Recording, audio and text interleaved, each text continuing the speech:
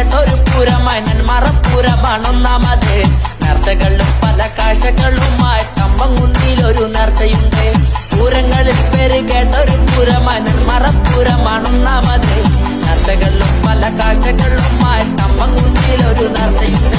മാമലയും കരിമ്പനയുമുള്ള പാലക്കാടാണ് എന്റെ നാട്. എണ്ണിയാൽ തീരത്ത ചന്തം കുറയാത്ത പാലക്കാടാണ് എന്റെ നാട്.